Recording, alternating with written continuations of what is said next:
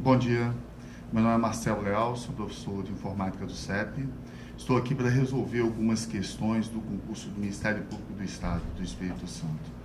Vamos começar? Vamos começar com a matéria de Windows, Sistema Operacional Gráfico. Esse sistema operacional, quando você fala em sistema operacional, você lembra de gerenciamento, de software básico. Então, o sistema operacional, ele é o software básico do seu computador, ele é responsável pelo gerenciamento de todo o hardware e todo o software do nosso computador. E nós vamos gerenciar o computador através do sistema, trabalhando com 3 áreas de trabalho. Na primeira área de trabalho, a primeira área é conhecida como área de trabalho principal. Vocês também conhecem como desktop. Então essa é a primeira área. A área de trabalho principal, onde nós temos os ícones, onde nós temos os atalhos, onde nós temos a barra de tarefas, onde nós iniciamos os acessos através do menu iniciar aos programas, aos arquivos, às pastas. Segunda área de trabalho é a área de personalização, de configuração. Ela é conhecida como área de trabalho de configuração, conhecida como painel de controle. É no painel de controle que nós vamos configurar, personalizar toda a parte física e lógica que o sistema gerencia, todo o hardware, todo o software. Por exemplo, no painel de controle nós configuramos o perfil, a conta do usuário. No painel de controle nós configuramos o teclado, configuramos o mouse, configuramos o monitor de vídeo. E a terceira área, que eu considero a área mais importante para os concursos públicos, é a área de gerenciamento de arquivos. A área de gerenciamento de arquivos, que é o Windows Explorer. Então, nessa área, o usuário visualiza e acessa todas as informações que o sistema gerencia.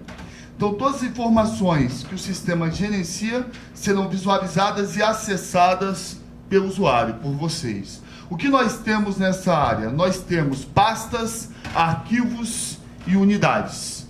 Lembrando que as unidades que identificam, as partições que identificam os dispositivos de armazenamento, também são conhecidas como pastas. Então nós temos aí um fascículo, que vocês adquiriram com a Gazeta. A primeira questão. E a primeira questão fala de Windows. Então vamos ler. Assinale a alternativa em que 2 conjuntos de caracteres apresentados são aceitos no Windows 7 em sua configuração padrão com nomes de pastas ou arquivos. Você pode utilizar caracteres, você pode utilizar nomes, letras, números, símbolos, mas tem uma restrição. Quando a gente fala da linha proprietária, nós temos a restrição de alguns símbolos. São eles as 3 barras, maior, menor, 2 pontos, interrogação, asterisco e aspas. Por que nós não podemos, o sistema não aceita esses 8 caracteres para nomear, para renomear arquivos através do sistema operacional? Porque nós utilizamos via console do Windows esses coringas, esses conectores lógicos, utilizamos esses símbolos para fazer um certo gerenciamento, ok? Vou mostrar para vocês agora, vou tentar renomear o arquivo aula CEP, a Gazeta Windows 7, não é? Vou tentar trabalhar aqui, renomeando barra 2013, ele já alerta, ele já trabalha, ele já traz para a gente os conectores. Ou seja, eu não posso utilizar nenhum desses símbolos, nenhum desses caracteres, não é? Então nós temos aqui as 3 barras, maior, menor, o asterisco, 2 pontos, a interrogação e aspas. Então, por eliminação, na primeira questão, o gabarito é a letra E, porque na A nós temos aí o símbolo de porcentagem. Tudo bem. Depois nós temos a barra, candidato barra 2011. Errado, não posso usar a barra. Na letra B nós temos o E comercial, o sistema aceita. Logo depois nós temos o asterisco, anulada a letra B. Não posso utilizar o asterisco. Na letra C, temos o asterisco em concurso 2011 e temos o jogo da velha, candidato 2011. É aceito, mas o asterisco elimina a opção. E na letra D, temos começando a letra D com a barra, não aceita pelo sistema operacional. Então, a opção correta é a letra E, concurso, jogo da velha 2011, candidato e comercial 2011. O gabarito é a letra E. Temos também algumas informações do ambiente operacional gráfico, o Word. O Word ele teve uma mudança do Word 2003 para o 2007, uma mudança grande. A estrutura, a estrutura que nós chamamos de faixa de opções, ela foi totalmente alterada.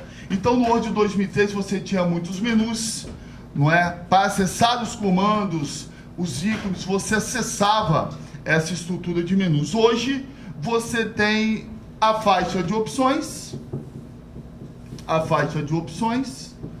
que é esse novo cabeçalho do Word 2007. Temos também diferença entre o Word 2007 e 2010, e 2010 para 2011, sempre na estrutura da faixa. O que eu tenho dentro de uma faixa, da faixa de opções? Eu tenho as guias, página inicial, inserir, layout da página, referências, correspondências, revisão e exibição. São guias. Então, dentro da faixa de opções, eu tenho as famosas guias. Dentro das guias, nós temos os grupos. Exemplo aqui, o fonte, o parágrafo e o estilo. Dentro dos grupos, nós teremos ícones. Esses ícones você já consegue visualizar e acessar na própria barra de ferramenta, ok? E além dos ícones, nós temos os comandos que ficam em janelas internas, ok? Você clicando nessa setinha, você visualiza uma das janelas, a janela fonte, seu atalho Ctrl mais D.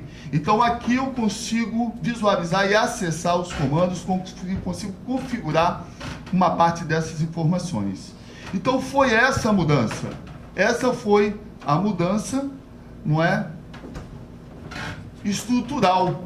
E as bancas, elas estão trabalhando hoje na matéria de editor de texto, proprietário, Word 2007 a 2010, focando muito em cima dessa estrutura, faixa de opções, guias e os seus grupos. Ok. Então nós temos aqui a segunda questão, ele fala o seguinte: no Word 2010 e sua configuração padrão, ao selecionar a guia layout da página. Então vamos lá na guia layout da página, e aqui eu visualizo, e poderei acessar vários grupos, ok? N grupos. Só que aqui na questão, ele fala o seguinte: e clicar em quebras. Então, quebras está dentro do grupo configurar página. E aqui dentro de quebras, eu visualizo duas seções. Estão divididas em dois grupos, quebras de página e quebra de seção. Então, dentro da estrutura de quebra de página, eu visualizo páginas, coluna e quebra automática de texto. Dentro da estrutura quebras de seção, eu visualizo próxima página, contínuo, página par e página ímpar. Só que aqui, no enunciado da segunda questão, ele fala em respectivamente. Então, as opções que aparecem estão divididas em dois grupos, quebras de página e seção, pertencem a esses grupos, respectivamente, as opções. Então, coluna e página na letra A. Coluna e página estão dentro do mesmo grupo, quebras de página. Não pode ser a resposta. Eu tenho que ter uma informação, um comando no primeiro e um comando no segundo grupo, ok? Respectivamente. A segunda, a letra B, ele fala contínuo e página par, também no mesmo grupo. Essa opção também está descartada. Na letra C, é o nosso gabarito, ele fala em coluna no primeiro grupo, quebras de página, e próxima página no segundo grupo. Perfeito, perfeita opção, gabarito letra C. O erro da letra D, ele fala em quebra automática de texto e coluna. Quebra automática de texto e coluna estão no mesmo grupo, não pode. E a letra E, página par e quebra automática de texto.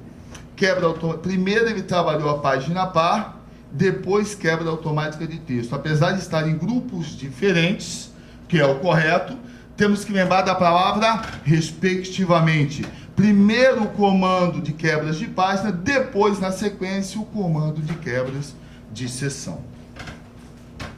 Terceira questão. Ainda no Word. No Word 2010, na guia início, grupo edição, existe o seguinte ícone. Esse ícone é o localizar, né? É o binóculo, nós utilizamos para localizar, ok? Nós sabemos que existem vários atalhos importantes, não é, no Word. O localizar, ele trabalha com Ctrl mais L.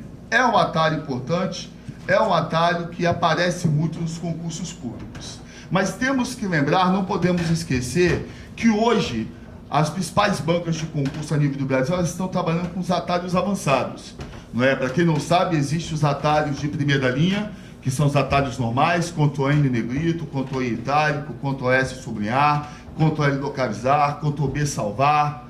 Agora, existem os atalhos avançados, que as pessoas já não utilizam muito e que estão despencando nas provas. O F12, por exemplo, é o salvar como, o Ctrl Shift N, que é o negrito, o Ctrl Shift I, porque geralmente as pessoas utilizam os atalhos de primeira linha, que ela geralmente conhece, o Ctrl N para negritar, não é? O Ctrl I para itálico, e esquece que hoje eles estão trabalhando alguns atalhos de segunda ou de terceira linha, que chamamos de avançado. Então você pode utilizar o Ctrl N, que é um padrão, né, que todos utilizam, que todos conhecem, e as bancas estão muito utilizando o Ctrl Shift N ou o Ctrl Shift I, não é? Para colocar as palavras selecionadas em itálico. Ok? Temos que tomar cuidado com esses atalhos avançados no Word. Referente à segunda questão, uma questão bem tranquila, não é? A letra A, ele fala em colar, essa figurinha, esse ícone, o binóculo, ele não cola, já vimos que ele localiza. Lembrando que o atalho do colar é o Ctrl mais V, não podemos esquecer, não é? E no Word 2007 ou 2010, não é? Não podemos esquecer do colar especial, não é? Do colar especial, o seu atalho é o Ctrl mais Alt mais V. É um atalho hoje muito importante, também muito cobrado. Então a letra A está errada. Colar, é possível copiar para o ponto de edição uma palavra ou frase para a área de transferência. Como ele fala de área de transferência aqui, eu vou fazer uma pequena menção, uma pequena abordagem sobre essa informação. Área de transferência hoje é um recurso, não é, muito utilizado pelas bancas. Por quê? Quando você pergunta para os colegas, para os nossos alunos, olha, para mandar informação, para enviar informação para a área de transferência, a primeira regra, a informação tem que estar selecionada. Estando selecionada, para enviar, nós utilizamos ou o Ctrl C, que você irá copiar a informação selecionada para a área de transferência e ela permanece na origem, ou seja, você na verdade mandou para a área de transferência uma cópia, né, original na origem e cópia 1 na área de transferência. Para colar essa informação para o local de destino, o Ctrl V. Legal, esse é o básico, não é? Esse é o básico, Ctrl C mais Ctrl V, eu vou copiar a informação da origem para o destino, passando pela área de transferência, e a informação continuará na área de transferência. Eu posso colar N vezes, várias vezes. Quando eu pergunto onde fica a área de transferência, né, a resposta geralmente é imediata, o Word. Só que o Word não tem área de transferência. Automaticamente os colegas, o Windows tem área de transferência fácil sim, no Windows 7, com novos recursos, só que não é Então, a área de transferência que geralmente nós usamos dos aplicativos, dos ambientes operacionais, Word, Excel, PowerPoint, Access, ela é a área de transferência do Office. Já que ela é uma área do Office, todos os programas, não é, que pertencem a essa suíte de aplicativos, a esse pacote de escritório proprietário, poderão usá-la. Hoje a área de transferência, ela é do Office, ela tem 24 espaços, e o atalho para acessá-la é o Ctrl mais C mais C. Uma pequena informação, não é, a área cai nos concursos públicos, é uma informação importante. A letra B é o nosso gabarito, ele fala em localizar, é possível procurar ocorrências de uma palavra ou frase específica. Lembrando que na internet vocês estão acostumados a utilizar muito o Ctrl F, não é verdade? Define, procurar, localizar, cuidado. Então você usa o Internet Explorer, não é? É o navegador mais usado hoje no Brasil, com 59,86% dos usuários. Então vocês gostam muito de utilizar o Ctrl F para uma localização. Só que o Word, não é? Ele tem um atalho diferente. Não é o Ctrl F, é o Ctrl L. Se o Ctrl F não localiza no Word, o que o Ctrl F faz no Word? Essa brincadeira tem que ser feita quando você está trabalhando com os editores de texto, onde eles cobram muitos atalhos. O Ctrl F, então, ele vai alinhar à esquerda. Alinhamento à esquerda. O Ctrl F ou o Ctrl Q. Então, a letra B é o nosso gabarito, ok? Depois ele fala na letra C, marcar pode ser sublinhar palavras. No nosso Word 2010, qual é o atalho que nós vamos utilizar para sublinhar palavras?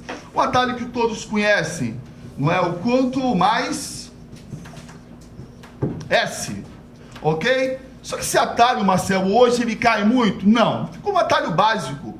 E hoje na informática nós sabemos que as bancas renomadas, o básico já não é suficiente. Eu sempre digo isso, sempre falo com os amigos, com os colegas da sala de aula, com os meus alunos. Então hoje eles estão trabalhando muito com o Shift, Ctrl Shift S, que é o salvar, não é? Que é o sublinhar, desculpa, que é o sublinhar do Word 2010, ok? Legal? Então, Ctrl S, mas não pode esquecer do Ctrl Shift mais S. Para sublinhar uma informação, você não precisa estar com a palavra selecionada. Se a gente clicar aqui sobre a palavra melhor, só clicar sobre a palavra, não precisa estar selecionada, um clique, não é, sobre a palavra, ou seja, o ponto de inserção está sobre a palavra.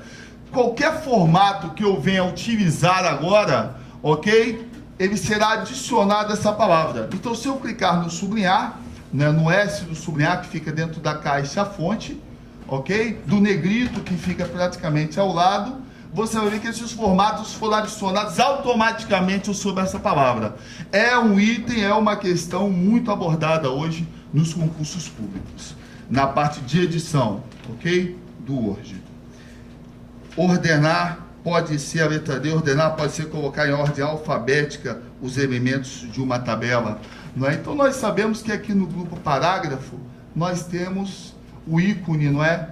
Ordem crescente, ok? Então seria utilizado para fazer aí a ordenação da letra D de dado. E selecionar na letra E, selecionar é possível marcar todo o texto do arquivo até a primeira ocorrência de uma determinada palavra. Veja bem, qual é o atalho hoje no Word que nós utilizamos para selecionar tudo?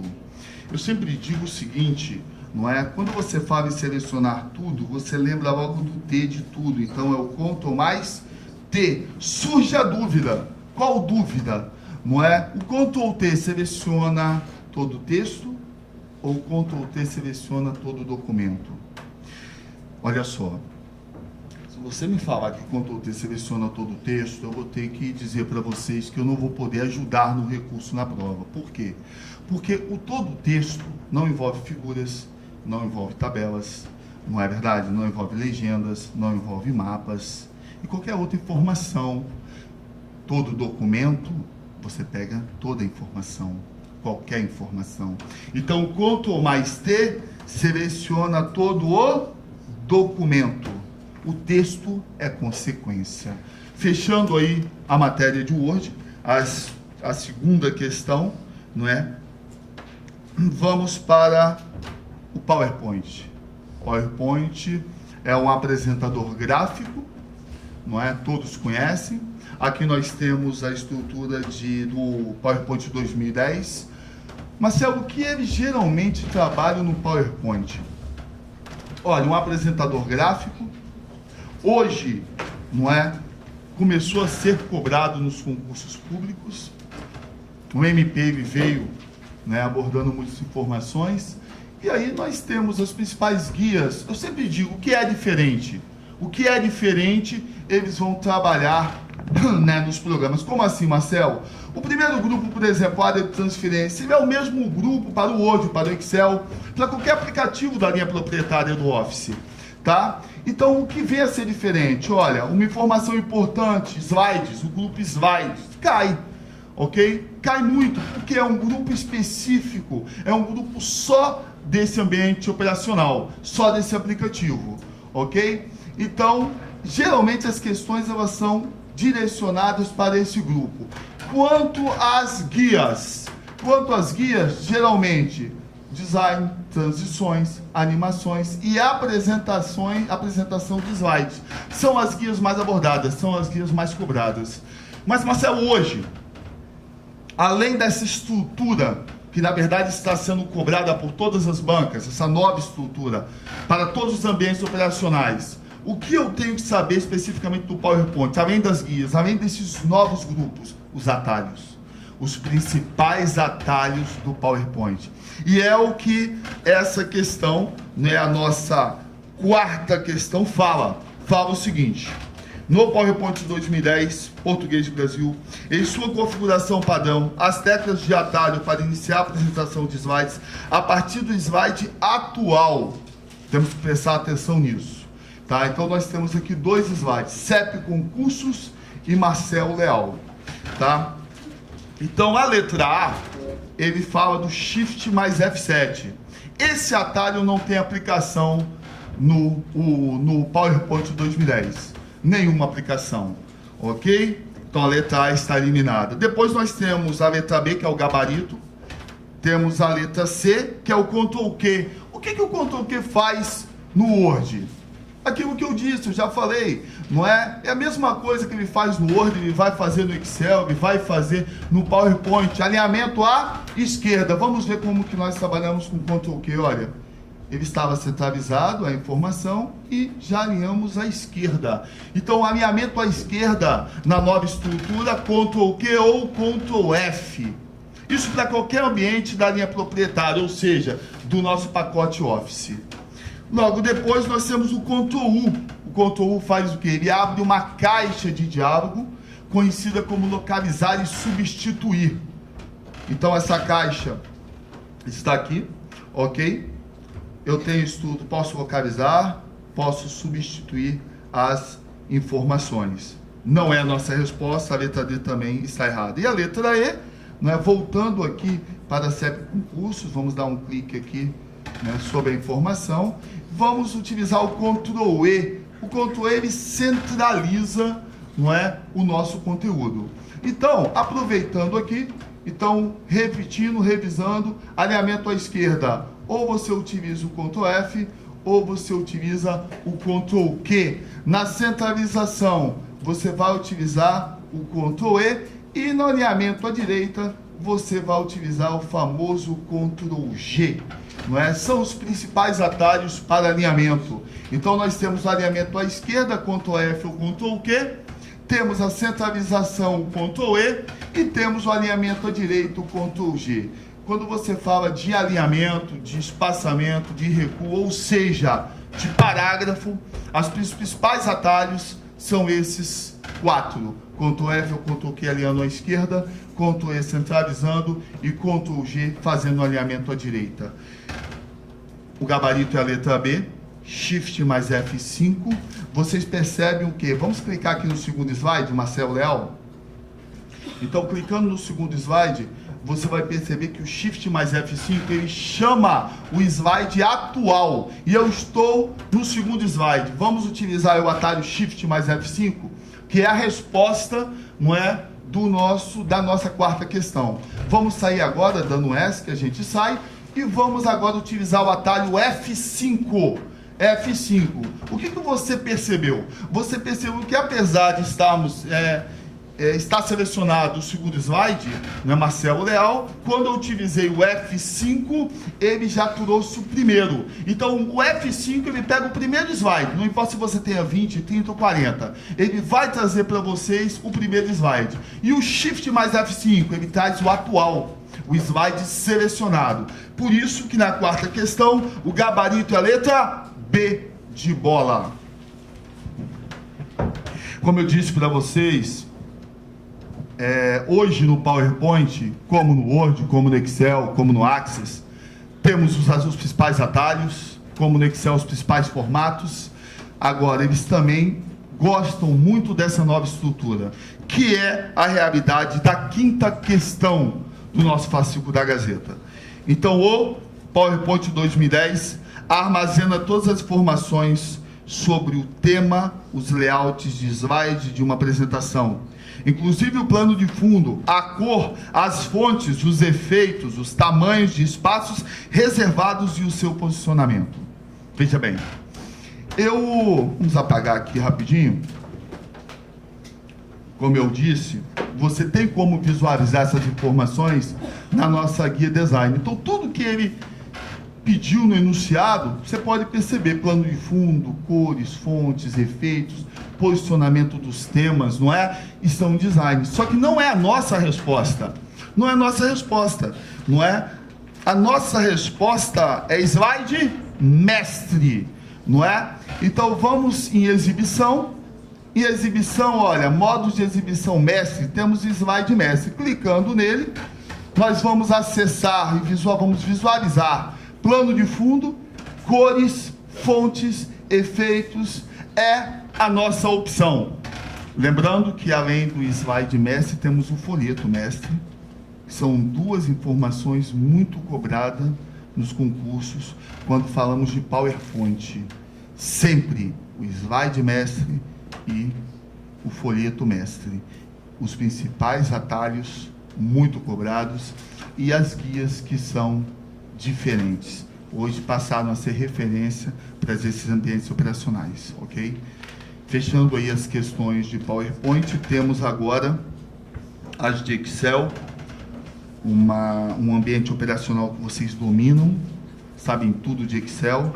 A sexta questão, ele fala sobre uma função. Eu canso de falar isso para os meus colegas, meus alunos. Olha, as funções mais cobradas em concurso, a campeã é a função soma. Depois temos a média e uma função avançada, muito cobrada, que algumas pessoas têm uma dificuldade, é a função C. Ok? Além dessas funções, Marcelo, o que mais é abordado no Excel? A estrutura. A estrutura. Hoje, numa planilha do Excel, nós temos mais de 1 milhão de linhas. 1.048.576 linhas em uma única planilha. Não é? A base do Excel são 3 planilhas quando você abre uma nova pasta. Então, quando você abre o programa do Excel, lá em cima, na barra de título, vem pasta 1. Você tem um padrão de 3 planilhas, plan 1, plan 2 e plan 3. Você pode inserir mais 252 planilhas, tendo um total de 255. Para cada planilha do Excel, você pode chegar a 1.048.576 linhas e você pode acessar 65.536 colunas. Lembrando, os colegas, que as colunas do Excel são representadas pelas letras e as linhas pelos números.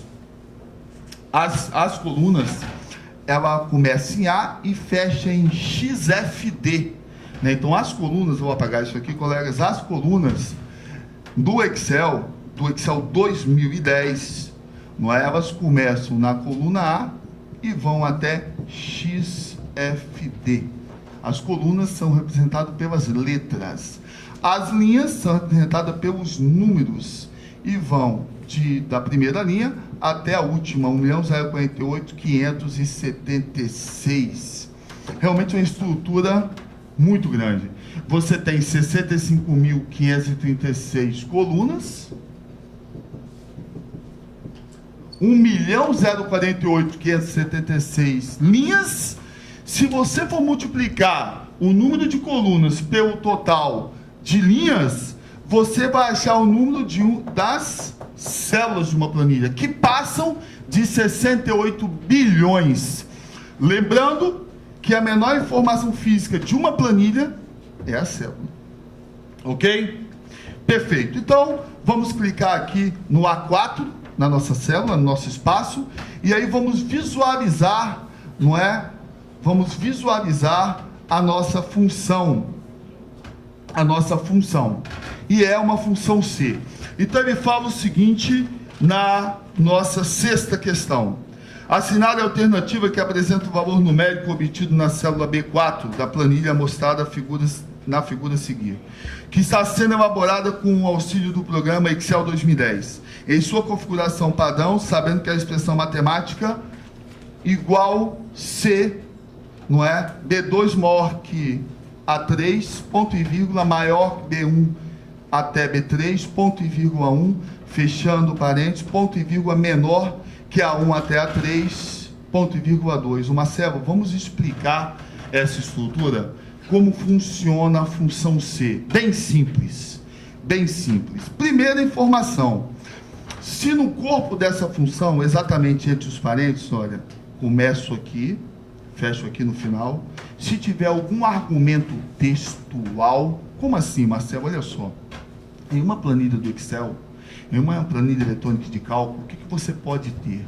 Você pode ter textos que nós chamamos de argumentos textuais. Vocês podem ter números que nós chamamos de argumentos numéricos. Você pode ter as famosas funções e as fórmulas. Basicamente isso. Então, se você tiver algum argumento textual, algum nome, alguma palavra que não seja as funções maior, menor, como nós temos aqui, obrigatoriamente esse argumento textual tem que estar entre aspas. Se não estiver entre aspas, não é, vai dar erro. E o erro é de nome, ok? Quando você mexe na estrutura, em toda a estrutura, na sintaxe da função, o erro é de nome. Veja bem, a função C, ela trabalha com 3 informações. A primeira é o teste lógico, ok? Se B2 maior que 3, então, vou colocar aqui, olha, esse aqui é o teste lógico. Você percebeu o quê? Que depois desse teste, se B2 for maior que 3, ele entra com ponto e vírgula. O ponto e vírgula, ele fecha, ele é responsável, tanto no Excel como na estrutura de banco de dados, de fechar, finalizar uma lógica. Ele finaliza uma lógica. Então, se B2 for maior que 3, eu já começo uma outra informação. E a função C diz o seguinte: se essa condição ou esse teste lógico for verdadeiro, eu vou trabalhar com a primeira informação. Por quê, Marcelo? Porque a primeira informação depois da condição é valor se essa condição for verdadeira. Então, esse valor, olha, exatamente esse valor, se a condição for verdadeira. Então, se essa condição for verdadeira, meu resultado é o primeiro valor. E esse primeiro valor aqui, na verdade, eu tenho uma função maior. Se não, será o segundo. Então, se essa condição não for verdadeira, eu marco a segunda informação. Se for verdadeira, sempre a primeira. Se não, será a segunda. Muda, Marcelo, isso muda? Não, isso não muda. Sempre a mesma informação. É a sintaxe da função, é a lógica dela. Tá? Então, você primeiro, obrigatoriamente, você tem que analisar a condição. Ele vai te dar uma condição. Tá? Então, vamos analisar a condição aqui. Se B2 for maior que 3, isso é verdade? B2 é 7. A 3 é 11. B2 é maior que a 3? Não. Então, a primeira informação eu vou eliminar. Mas, Marcelo, como é que eu vou saber na prova? Qual é a primeira? A primeira, ela fecha depois do segundo ponto e vírgula. Então, olha, eu trabalhei com a condição, fechei a lógica da condição, ponto e vírgula, comecei a segunda informação, que é o valor se for verdadeiro. Fechei esse valor e vou para a última, né, informação da função C, que é o valor se a condição for falsa, ok? Nesse nosso caso, essa condição, ela não é verdadeira, porque B2 não é maior que a 3. Então, obrigatoriamente, eu vou trabalhar com a função menor. Vou dar claro. O que é uma função maior, como a função maior trabalha e como que a função menor trabalha. É bem assim, gente, colegas, olha para cá. Então, nós temos igual, maior. Vamos colocar um outro exemplo aqui, ok? Igual, maior, A5 até B7, saindo da nossa estrutura básica aí da planilha, ponto e vírgula 2. Esse é o intervalo e esse é o famoso quésimo. Chamamos esse número de quésimo. Marcelo, obrigatório? Obrigatório. Esse número ele é obrigatório. Se você tirar esse valor, o quésimo, vai dar erro? Erro de nome, erro de valor, erro de div? Não. Não vai dar erro. Ele não vai fazer. Ele não vai fazer. Não vai te dar nenhum erro. Por quê? O erro é um resultado. Então você só terá o erro de nome, o erro de valor, o erro de div, o erro de ref, o erro de referência circular em uma planilha do Excel, se a função for executada, se a fórmula for executada. Se ela não for executada, você não tem erro, você não tem valor, você não tem resultado, você não tem erro, ok? Então ela simplesmente vai dizer para você que a função, ela tem argumentos, ela está incompleta, faltando alguns argumentos, e ele fez, né, direcionou para o quésimo, que aqui nós colocamos como valor 2. Como é que eu vou fazer a leitura, Marcelo, dessa função? Presta atenção, colegas. Qual é o segundo maior valor desse intervalo? Olha como nós vamos fazer a leitura da função maior. Qual é o segundo maior valor do intervalo de A5 até B7? É só isso. Qual é o segundo maior valor do intervalo de A5 até B7? Veja bem, aqui na nossa questão, não é? Na nossa sexta questão, ele colocou igual maior de B1 até B3, ponto e vírgula 1. Marcelo, sintaxe correta? Perfeita. Sintaxe está perfeita. Então, como é que eu vou fazer a leitura dessa função? Qual é o primeiro maior valor desse intervalo? Qual é o maior valor, na verdade, do intervalo de B1 a B3? Marcelo, se eu coloquei o número 1 aqui, virou a função máximo. Virou. Então, nós temos também a função máximo, igual máximo de B1 até B3. Então, veja bem. Se ele colocar um 1 aqui, é a mesma coisa que você tivesse, né, pedindo o primeiro maior valor de B1 até B3. O primeiro maior valor de B1 até B3 é o valor máximo. Tudo bem? Para sair da função máximo, eu tenho que alterar o quésimo. Posso colocar qualquer valor aqui. 2, 3, 4, só tem um problema. Não vou poder colocar 0 e não vou poder colocar um número maior do que o número dos elementos do meu intervalo.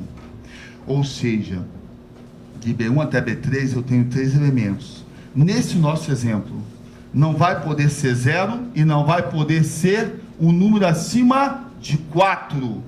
Por quê? Se eu colocar 0 ou colocar um número acima de 4, eu terei erro de número. Eu terei um erro que nós conhecemos como erro de número. Erro de num. Eu terei o famoso erro de num. Erro de número. Ok? Esse erro, Marcelo, ele aconteceu por causa do quésimo. Não pode ser 0 e não pode ser um número maior do que o número dos elementos do intervalo. No caso aqui, não poderá ser 0 e não poderá ser um número superior ou igual a 4. Perfeito? Então, vamos resolver a questão. Igual, menor de A1 até A3, ponto e vírgula 2. O que nós já vimos aqui? O que nós notamos? Notamos que essa condição ela é falsa, B2 não é maior que A3, por isso eu eliminei a função maior, que é o valor se fosse verdadeiro, não é? E já voltei para o nosso resultado, a segunda opção, que é o valor se a condição ela for falsa. Ok? Qual é o segundo menor valor do intervalo de A1 até A3, colegas? Qual é o segundo menor valor de A1 até A3? Então, o primeiro menor valor, qual é o primeiro? 2. Qual é o segundo? 5 é o nosso gabarito. Você dando Enter, não é? Nosso colega Bruno ajudando a gente aí, aparece o resultado 5, é o gabarito. Ok? Então, vocês notaram o quê? Vocês notaram que a função C, ela não é isso tudo. Na verdade, a informática para concurso é uma matéria tranquila, não é? Basta você estudar um pouquinho, ter disciplina, que no final tudo sempre dá certo. O gabarito da sexta questão é a letra C. Vamos para a sétima, também do Excel. Aí ele já veio, trouxe três funções, muito cobradas também, a função média, a função menor, a função maior. Ele fala o seguinte na sétima questão: assinale a alternativa que contém os valores obtidos nas células A4, B4 e C4 da planilha que está sendo elaborada com o Excel 2010. Em sua configuração padrão, sabendo que nelas foram digitadas respectivamente as expressões igual a média de A1 até A3, média. Um detalhe, colegas, um erro muito grande de alguns concursandos, não é? Nos concursos públicos. Claro que aqui no CEP eu não me preocupo com nossos alunos, porque eles geralmente não cometem esse erro. Então, olha só, você tem a função média, que nós conhecemos como média aritmética. O que é uma média aritmética? A soma dos seus valores dividido pelo número deles. Exemplo, Marcelo, se eu tenho igual a média de B2 até C3, quantas colunas eu tenho aqui? 2 pontos quer dizer o quê? Até. É um intervalo. Então, de B até C, eu tenho exatamente 2 colunas. Da segunda linha para a terceira, eu tenho exatamente 2 linhas. Aqui eu tenho 4 valores. Então, de uma função, eu tiro uma fórmula, não é? Mas qual é a diferença de uma função para uma fórmula? Veja bem, as funções, né, nós já visualizamos o seu nome, mas fora isso, elas utilizam dentro dos parênteses somente conectores lógicos, nunca conectores aritméticos. Como assim? No Excel básico, aqui dentro, eu só poderei ter 2 pontos, que quer dizer até, ou ponto e vírgula, que quer dizer e. No caso aqui, igual a média de B2 e C3. Não posso ter nenhum conector aritmético. Quais são os conectores aritméticos usados em uma planilha do Excel? Olha, nós temos a adição, subtração, a divisão, a multiplicação, o estilo de porcentagem e o famoso chapéu, que é a exponenciação, é a potência. Então, esses conectores aritméticos, eles não poderão ser utilizados aqui dentro. Se eu colocar, Marcelo, não é igual a média, né, mais de B2 mais C3. Veja bem, você vai ter um resultado, mas na hora você vai perceber que não é o resultado da média, ok? Você desprezou o intervalo. Então, nem tudo que acontece na prática, na informática, não é? que é aceita, que a planilha, o programa faz, a banca vai aceitar. A lógica, às vezes, é quebrada. A prática é feita, há uma execução, mas dentro de uma lógica isso não existe. É a mesma coisa que você colocar aqui, ó, assim, amigo, ó, pegar a função mais cobrada do Excel, que é a função soma. Então, igual a soma de A1 menos A3. Isso tem sentido? Se eu estou somando, como é que eu vou subtrair? Sabendo que não existe funções negativas em uma planilha eletrônica, não é? Vai fazer? Vai fazer. O Excel faz. Ele vai desprezar essa função e vai trabalhar com A1 menos A3. Mas na lógica, para o concurso, você sabe que isso não existe. Ok? Então vamos retornar aqui para a nossa média, a média de A1 até A3. Né? Nós vamos ter o valor 5. 8 mais 3 mais 4, nós temos 11, nós temos 15. Então, como é que vai ficar isso aqui, Marcel? Vai ficar desse jeito. Igual a média de A1 até A3. Só isso. Daqui, dessa função, eu vou tirar uma fórmula com os conectores aritméticos. Igual a 1 mais A2 mais A3. O parênteses é obrigatório. Porque se você não colocá-lo, você estará dividindo somente o A3.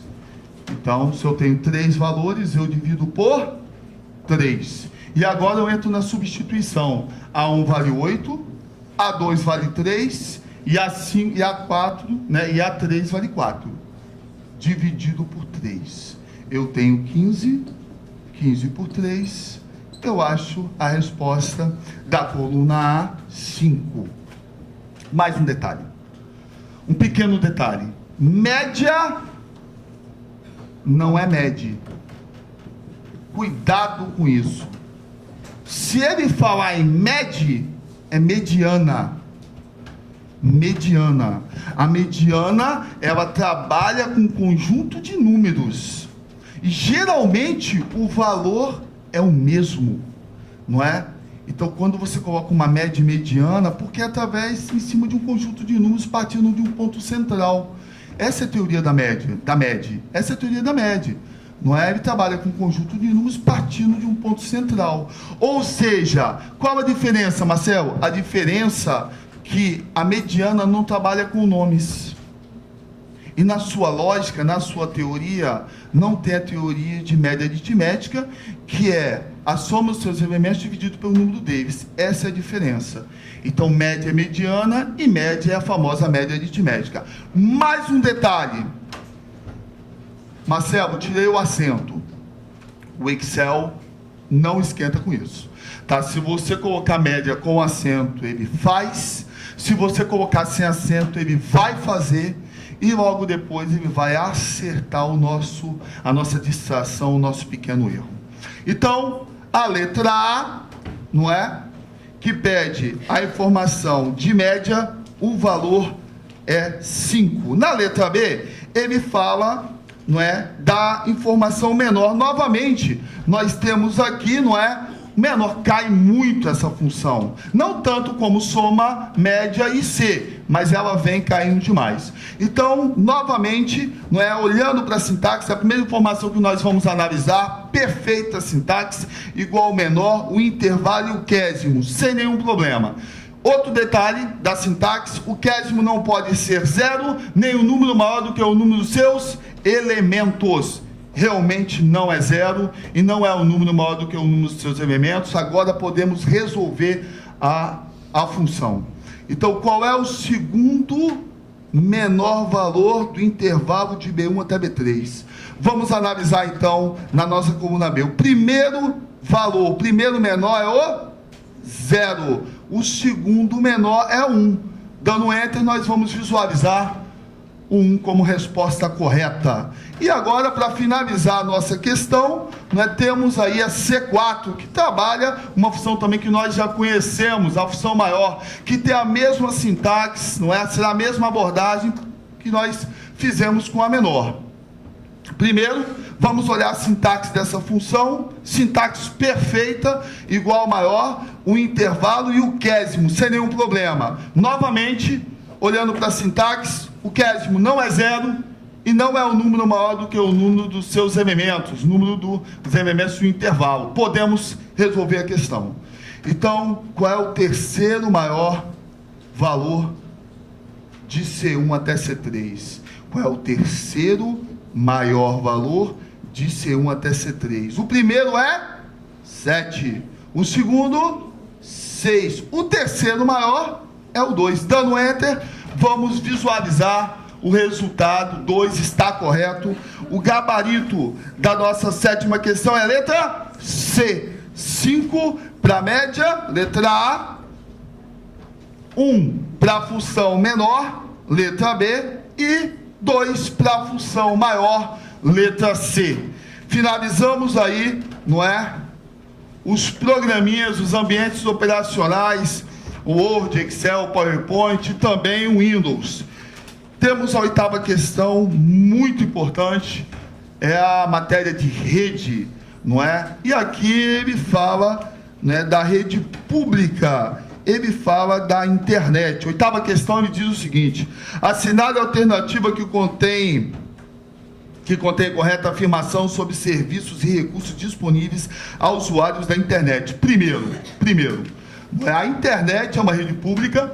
A internet chegou no Brasil entre 1987 e 89 como rede acadêmica, não é? Rede privada, academia, pesquisas, artigos que as universidades elas utilizavam na época. Isso foi um teste do governo americano no nosso país, como no resto do mundo. Na verdade, os americanos eles criaram uma rede fechada para pesquisa, né, chamada ARPANET. Fez um sucesso tão grande, as suas universidades conseguiam a comunicação rápida, uma rede muito eficiente, que eles chamaram uma empresa americana chamada Microsoft, queriam divulgar essa nova tecnologia, esse novo meio para o resto do mundo, e fizeram. No Brasil chegou em 1987. Fez um sucesso tão grande essa rede acadêmica, gerenciada pelo governo americano, através do Ministério de Ciência e Tecnologia, criaram a RNP, Rede Nacional de Ensino e Pesquisa, e a RNP começou a gerenciar a internet, uma rede privada, uma rede acadêmica, uma rede para artigos e pesquisas, voltada para universidades. O sucesso foi tão grande que no início da década de 90, eles criaram a internet, a rede pública. Na verdade, foi onde tudo começou.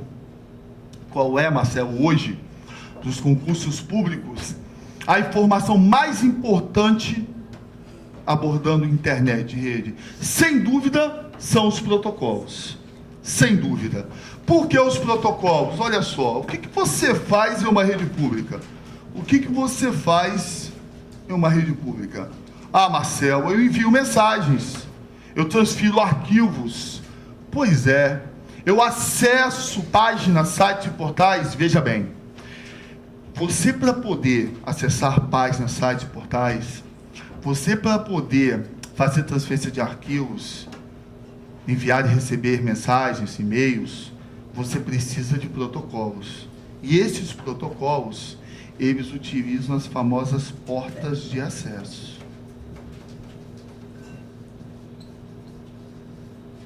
Então, se você não tem um HTTP, por exemplo, um protocolo de transferência de hipertexto e hipermídia, você não vai conseguir acessar nenhum endereço. Porque a principal característica desse protocolo é a comunicação. Se você não tem o protocolo FTP, um protocolo de transferência de arquivos, você não vai fazer download nem upload. Você não vai fazer, não é? Então você é obrigado a tê-los. Se você não tem o SMTP instalado e configurado, você não vai enviar mensagens. Se você não tem o POP instalado e configurado, você não vai recebê-las. Marcelo, estou entendendo, você falou em instalar e configurar, mas isso a gente não faz com programas? Exatamente. Todo protocolo é um programa, qualquer protocolo. Então, eu posso dizer que o HTTP, além de protocolo, ele é um programa. Ele é um programa. Né? O FTP é um programa, o SMTP e o POP também. Todos os programas. que foram titulados protocolos. E aqui na oitava questão ele fala o seguinte: a www é o nome do serviço que primeiro permitiu aos internautas trocar mensagens eletrônicas. Espera aí, o que é www? Nós sabemos que um endereço, a www, é um... Vamos apagar aqui, vamos colocar aqui um endereço direitinho, certinho. Então, vou colocar aqui, ó, o HTTP, o www, o CEP concursos, desde que nós conhecemos muito bem, né, .com.br, ok? Então, através do HTTP, o protocolo de transferência de hipertexto ou hipermídia, eu vou acessar a www. Marcelo, a nossa rede de alcance mundial? Sim, mas não é assim cobrado que é hoje cobrado nas provas de concurso. Então, hoje, através do protocolo de transferência de hipertexto e hipermídia, eu vou acessar um conjunto ou um sistema de hipertexto ou hipermídia. Continuando lendo aqui, atrás de uma instituição que é do tipo comercial, que foi registrada no Brasil. Então, através do HTTP, o protocolo de transferência de hipertexto e hipermídia, eu acesso o conjunto ao sistema de hipertexto e hipermídia de uma instituição, CEP Concursos, que é do tipo comercial .com.br, que foi registrada no Brasil. Ok? Perfeito. Então, a letra A está errada. Na verdade, a www é um conjunto ou sistema de hipertexto ou hipermídia. A letra B me fala o seguinte: o termo download refere-se a ferramentas de busca. Vamos parar por aqui, não é? Download, o que é um download, Marcelo? Veja bem, amigo. Download é uma, né? O download é uma ação. Download é uma ação, nada mais que isso.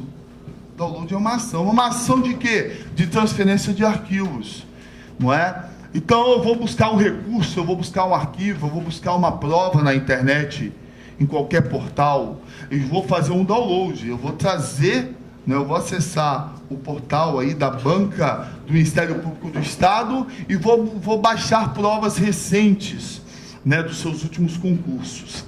Então, eu vou fazer um download, eu vou trazer a prova do servidor, não é isso? Do MP estadual para o cliente, para o nosso computador. Então, download é ação, é uma ação, é ação de transferência de arquivos, é ação de transferência de arquivos do servidor para o cliente, não é? Toda ação, obrigatoriamente, numa rede, ela tem que ser controlada, gerenciada por um programa que nós conhecemos de nome protocolo. Então, o download é a ação de transferência de arquivos do servidor para o cliente. Qual o protocolo responsável, não é, por essa ação? FTP, que é o nosso protocolo de transferência de arquivos. Exclusividade para ele na transferência, download e upload, não é? Porta 2021. Então é isso. Então, a letra B também está descartada, errada, não é a nossa resposta. Letra C me fala de site.